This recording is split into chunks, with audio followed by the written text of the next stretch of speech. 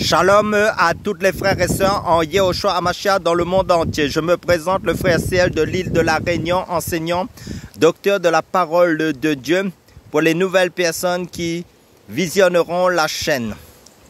Et bienvenue à toutes ces nouvelles personnes qui prendront le message en cours aussi. Notre thème de partage sera l'humiliation. Avant d'apporter ce thème de l'humiliation, plaçons ce moment entre les mains du Seigneur. Père, dans le nom puissant du Seigneur Jésus-Christ, merci pour l'œuvre de la croix de ton Fils Jésus-Christ. Merci pour le salut de notre âme en ton Fils Jésus-Christ. Nous te bénissons, nous te glorifions, nous te magnifions. Merci Seigneur de nous conduire par ton Saint-Esprit dans la compréhension de ta parole. Éclaire mon frère, éclaire ma soeur, illumine les yeux de son cœur dans tes saintes écritures pour être bâti, édifié quand Yehoshua HaMashiach, notre Seigneur Jésus-Christ. Amen. Voilà. Selon le dictionnaire Le Robert, la définition de l'humiliation se définit comme action d'humilier ou de s'humilier, de s'abaisser. Et voyons ce que la Bible dit selon les saintes écritures bibliques. Voyons maintenant dans le livre de Proverbes chapitre 15 verset 33. Nous dit, la crainte de l'Éternel enseigne la sagesse et l'humilité précède la gloire. Amen. Et Proverbes chapitre 29 verset 23 nous déclare en fait, l'orgueil d'un homme l'abaisse, mais celui qui est humble d'esprit obtient la gloire. Amen. Ça c'est ce que la parole de Dieu nous dit. Donc comme nous devons nous référer à ce que Dieu dit dans sa parole par rapport à l'humiliation qui est l'humilité en fin de compte. Voyons le modèle par excellence de l'humilité qui est notre Seigneur Yehoshua HaMashiach et notre Seigneur Jésus-Christ. En fait, dans le livre de Philippiens chapitre 2 verset 3 à 11, nous dit, ne faites rien par esprit de parti ou par vaine gloire, mais que l'humilité vous fasse regarder les autres comme étant au-dessus de vous-même. Amen. Que chacun de vous, au lieu de considérer ses propres intérêts, considère aussi ceux des autres comme étant au-dessus de vous-même. Que chacun de vous, au lieu de considérer ses propres intérêts, considère aussi ceux des autres. Ayez en vous les sentiments qui étaient en Jésus-Christ, c'est-à-dire en notre Seigneur Yehoshua HaMashiach, lequel, existant en forme de Dieu, n'a point regardé comme une proie en fait arrachée d'être égal avec Dieu, mais s'est dépouillé lui-même en prenant une forme de serviteur, en devenant semblable aux hommes, ayant paru comme un simple homme, il s'est humilié et lui-même se rendant obéissant jusqu'à la mort, même jusqu'à la mort de la croix. C'est pourquoi aussi Dieu l'a souverainement élevé et lui a donné le nom qui est au-dessus de tout nom, afin qu'au nom de Jésus, tout genou fléchisse dans les cieux, sur la terre et sous la terre, et que toute langue confesse que Jésus-Christ est Seigneur à la gloire de Dieu le Père. Amen. Et l'apôtre Paul nous dit dans le livre de Corinthiens chapitre 11 verset 1, « Soyez mes imitateurs comme je le suis moi-même de Christ ». Cela signifie en quoi en gros?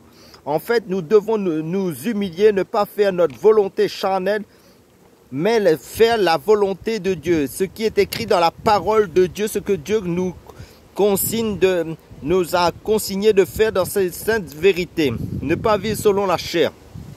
Car dans l'évangile de Matthieu chapitre 16 verset 24 à 26, il nous est dit, alors Jésus dit à ses disciples, si quelqu'un veut venir après moi, qu'il renonce à lui-même, qu'il se charge de sa croix, et non pas un jour, 2 jours, mais chaque jour de sa vie, et qu'il me suive. Car celui qui voudra sauver sa vie la perdra, mais celui qui la perdra à cause de moi la trouvera. Et que sert-il à un homme de gagner tout le monde s'il perdait son âme? Ou que donnerait un homme en échange de son âme? Amen. Là, nous voyons le renoncement à soi-même, à la vie de la chair. Si nous nous sommes engagés en Jésus-Christ, et c'est chaque jour, et de se charger de sa croix chaque jour.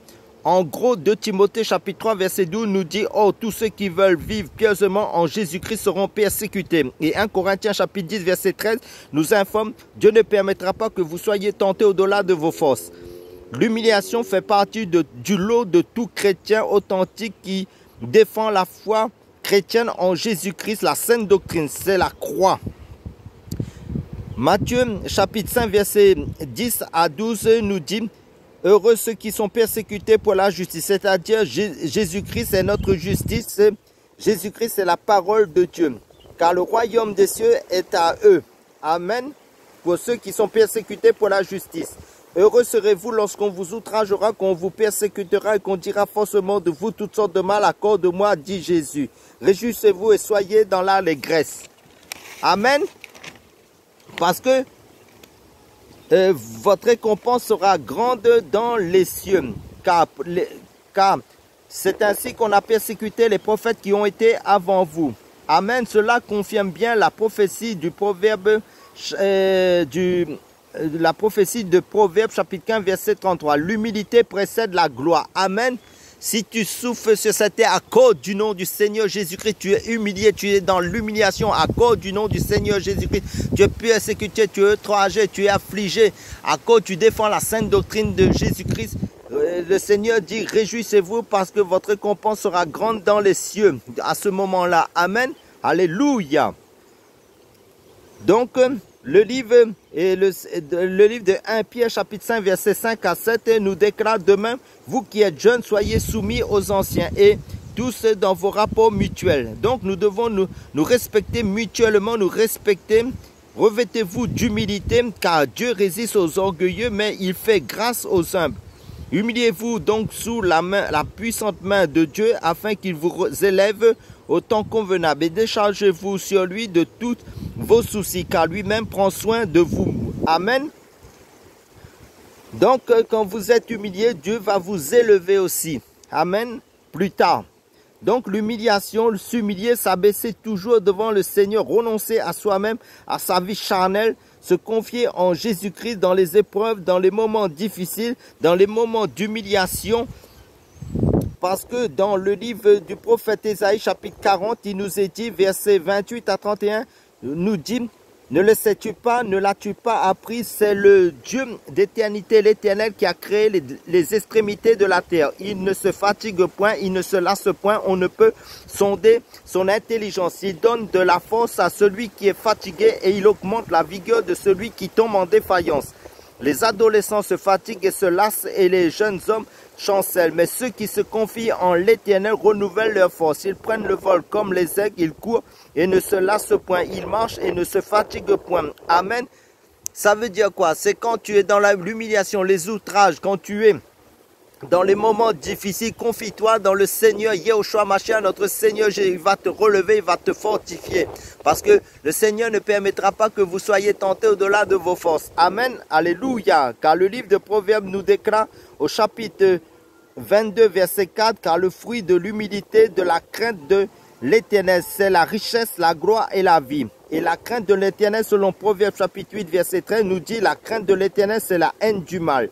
L'arrogance et l'orgueil, la voix du mal et la bouche perverse. Voilà tout ce que je hais, dit l'Éternel, dit le Seigneur. Nous devons persévérer dans l'humiliation, dans cette humilité du Seigneur Jésus-Christ. Car la lettre aux Galates chapitre 5 verset 16 à 25 nous dit, je dis donc, marchez selon l'esprit et vous n'accomplirez pas les désirs de la chair. Car la chair a des désirs contraires à ceux de l'esprit et l'esprit en a de contraires à ceux de la chair. Ils sont opposés entre eux, afin que vous ne fassiez point ce que vous voudriez. Si vous êtes conduit par l'esprit, vous n'êtes point sous la loi. Or, les œuvres de la chair sont manifestes, ce sont l'impudicité, l'impureté, la dissolution, l'idolâtrie, la magie, les inimitiés, les querelles, les jalousies, les animosités, les disputes, les divisions, les sectes, l'envie, la l'ivrognerie, les excès de table et les choses semblables. Je vous dis que ceux qui commettent de telles choses n'hériteront point le royaume de Dieu. Mais le fruit de l'esprit, c'est l'amour, la joie, la paix, la patience, la bonté, la bénignité, la fidélité, la douceur, la tempérance. La loi n'est pas contre ces choses. Ceux qui sont à Jésus-Christ sont crucifiés. La chair avec ses passions et ses désirs. Si nous vivons par l'esprit, marchons aussi selon l'esprit. Amen. L'humiliation, s'humilier, renoncer à soi-même, à la vie de la chair, c'est une discipline de vie en Jésus-Christ. En fin de compte, ce qu'il faut comprendre, il faut que nous humilions et que nous vivons selon l'esprit. Parce que pour conclure, en fait, 1 Thessaloniciens chapitre 4 verset 4 nous déclare, c'est que chacun de vous sache posséder son corps dans la sainteté et l'honnêteté. Car Jésus-Christ revient prendre son église glorieuse dans l'humilité, dans la soumission, dans l'obéissance à sa vérité éternelle qui fait sa volonté. Et Hébreux chapitre 12, verset 14 nous informe clairement, recherchez la paix avec toute et la sanctification sans laquelle personne ne verra le Seigneur. Amen. Soyez tous bénis. À la prochaine vidéo. Amen.